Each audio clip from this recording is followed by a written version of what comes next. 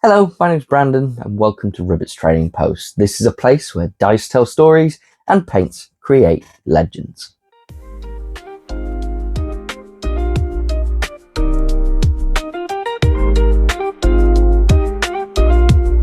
Okay, so welcome to the channel and welcome back if you're joining us from the first video.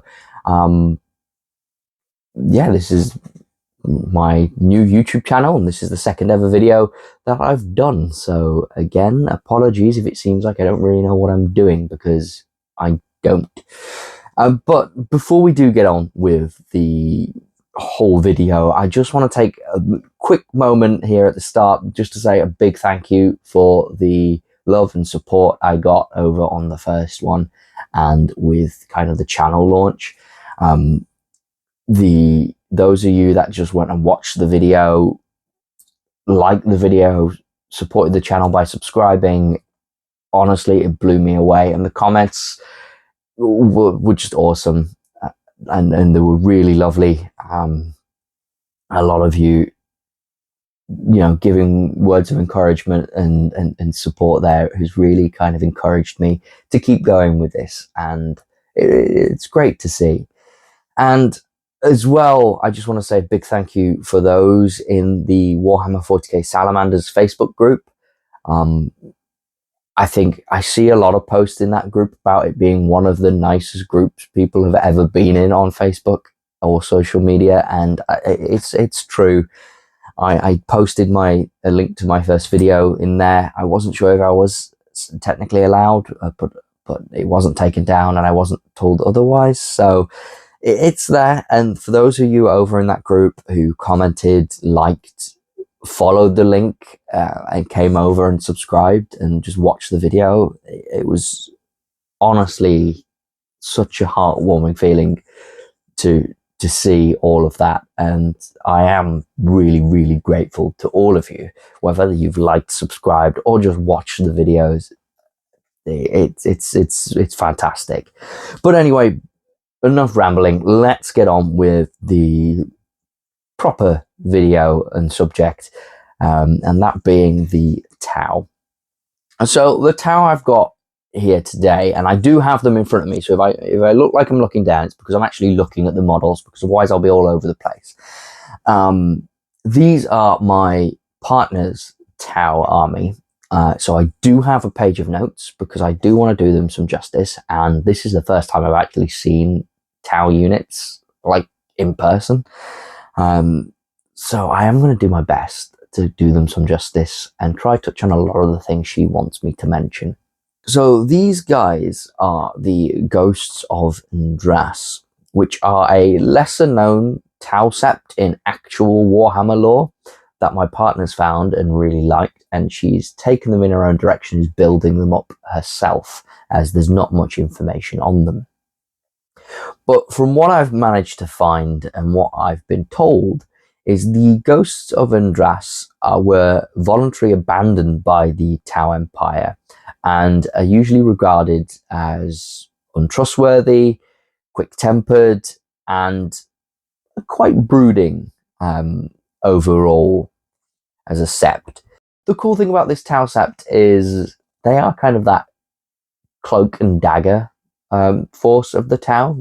They're used for covert operations, but the T'au won't openly associate with them, which I do find really cool and a nice twist. I guess they're almost similar to the Farsight enclaves in that sense. The only difference is these guys are still very much part of the T'au Empire,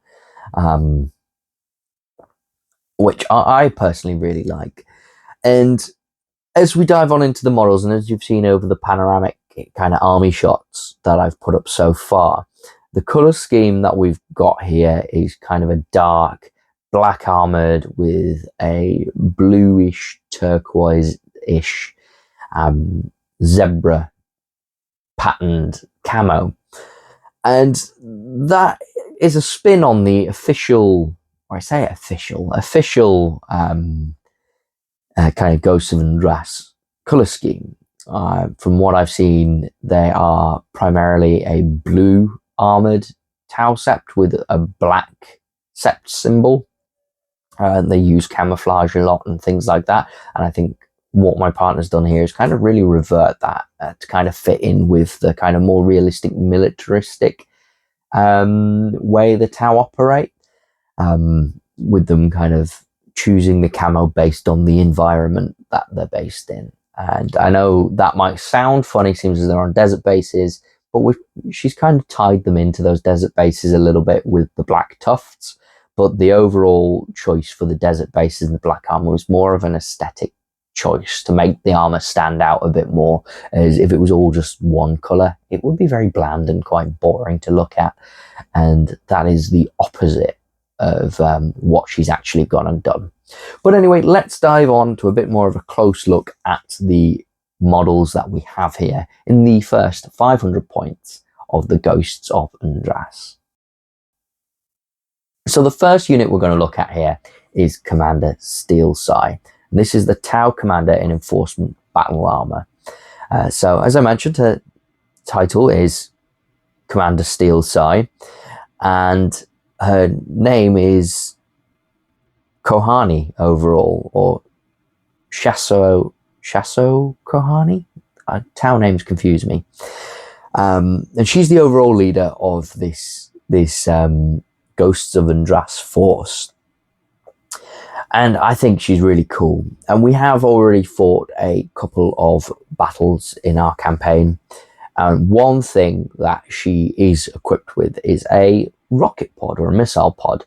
And that's got the cool name of the INI Precision System. And that's a name that my partner's given to the missile pod to kind of give it some flair and personality to the character and her weapons. However, in our campaign, that is actually now a Crusade relic, and that is a missile pod with the precision keyword. So you can imagine for my characters in my Salamanders army, that's not great, but it is really cool. And you can see how she's up, using her kind of repulsor jets to lift her armor off the ground, and it looks really cool. It might be a bit of a controversial point, but the flying stems for models, I'm not completely opposed to. I know some people hate them, but honestly, I'm not one of those. I think it sells the effect. And in my head, I can block that out, and it looks like she's flying. But she's really cool. Let's dive on now to the second. Oh, actually, no, sorry. Before we dive onto the second unit, just want to mention a little bit of conversion work she did here. It's only a very subtle one, and that is the head that's sticking out of the battle suit there. I remember when she did that, she wanted to give some personality to the armor, but she wanted to keep the helmet of the suit there. Right then, now let's move on to the second unit. And this second unit is the Crisis Battlesuit team. And the squad name for this is the Blacktip Reef Squad. And you'll see a lot of those aquatic themings going on throughout the T'au naming convention of the squads that we've got here. And these guys are really cool. I had never seen Crisis Battlesuits before seeing these ones, and I have to say they're adorable. They also hurt. They hurt when they hit you. Their firepower is nasty, and these guys often do get paired up with Commander Steelsigh as her bodyguard, which then makes quite a tanky unit with a lot of wounds there.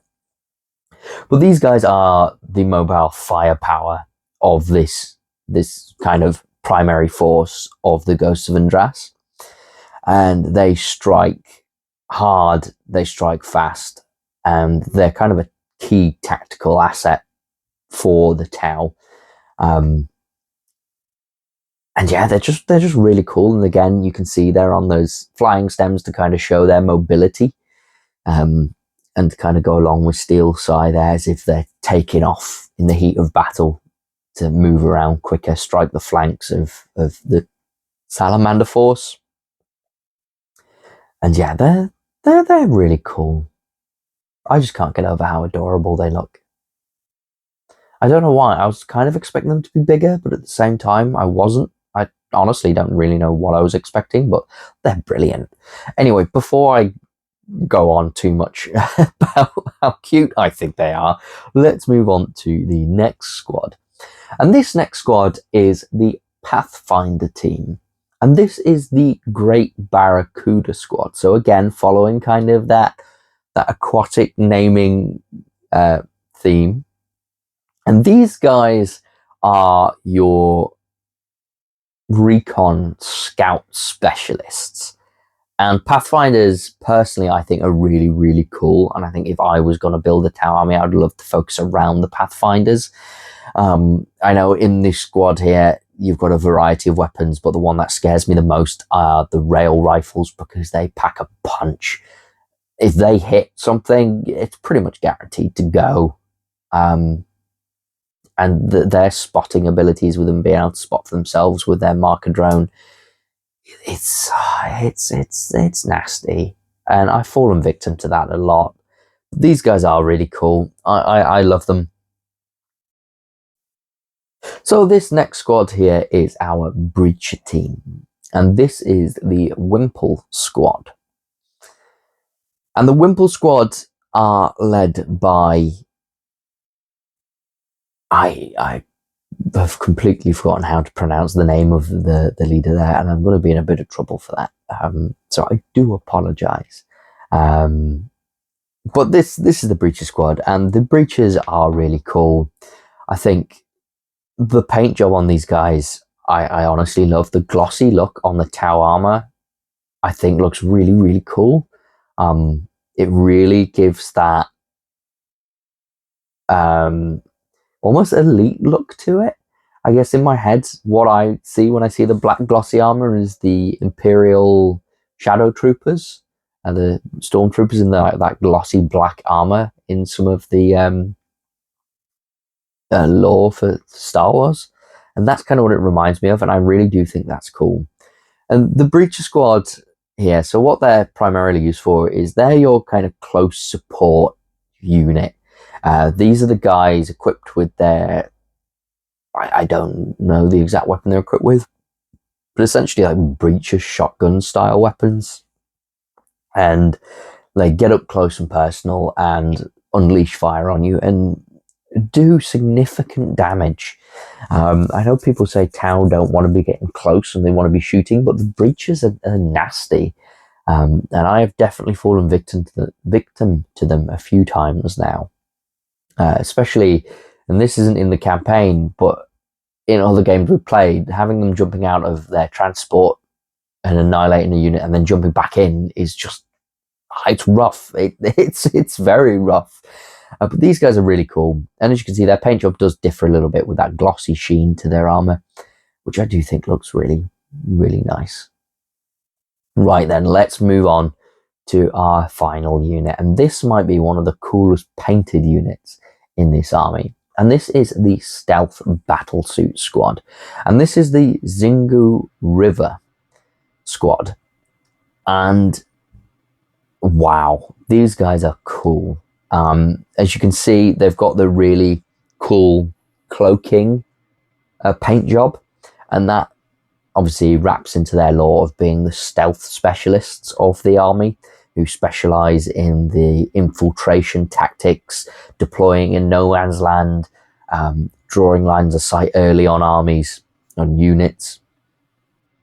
And they are really cool. I think the stealth battlesuits are one of my favorite looking units, I think, in this army.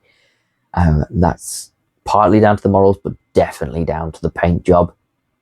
As you can see, you've got some of them there in the more black armor starting to cloak, and then you can see the final two, and definitely that last one almost fully cloaked in the camo of this sandy, deserty look to the bases. And it's awesome. It really is. I know the painting technique of the cloaking effect was something my partner had seen online on Instagram and on Pinterest, and it was something she really wanted to give a go. So this is her first attempt at it, and it does look really, really nice. And yeah, I think these guys are awesome. I really, really do. I think partway through building this army, that stealth update came out, upping them to a 5-man squad from a 3-man squad. So we did have to rush down to the shops and try pick up a few of the remaining 3 stealth suit squads to try flesh out the already existing squads. And luckily we managed to get our hands, or I managed to get my hands on a few of them for her. So we were able to put together a full 5-man squad here, and I believe the plan is actually to have another 5-man squad as well, and I think we've got enough models for that, or at least I hope so. And yeah, anyway, so that is the Ghosts of Andras army showcase. So, as mentioned, these guys are a pre-existing T'au Sept. However, they don't have much lore written about them. And the fact that my partner's going to found this kind of niche sept and taken it in her own direction, building her own characters, building her own story for them, is really, really cool. And for those of you who are interested in narrative play or narrative storytelling through Warhammer's game, it doesn't have to be as daunting as creating your own faction, your own chapter, your own septs, your own characters. You can lean on pre-existing lore, and I believe Warhammer and Games Workshop purposely have quite niche, lesser known, lesser written about factions, so people can take them and build their own story off them. And yes, okay, maybe one day in the future they all come in and make their own lore, but I guess that doesn't really matter. Like, at the end of the day, they're your models and it's your stories you're building through narrative gameplay. And I think that's really cool. So anyone who is interested, just I go and do it. Give it a go. You know, there's a lot of tools online for writing cool or helping you write cool background stories and stuff like that. And it's definitely a fun thing to do. But anyway, that does sum up this 500 points of T'au Empire, the Ghosts of Andras. So now I'm going to wrap up the video by just saying again, thank you very much for the support that you guys have shown me so far. And if you have enjoyed this one, please do go and like the video down below. Subscribe if you're interested, and stick around for more storytelling, I guess. And yeah, that's pretty much it. So for those of you who are celebrating Christmas this week, happy Christmas to all of you. I hope you have a great one, and I hope there's a lot of plastic involved in that. I know I've certainly hoping I've got a few bits as well. But anyway, thank you for watching. This is Ribert's Trading Post. Catch you next time. Bye.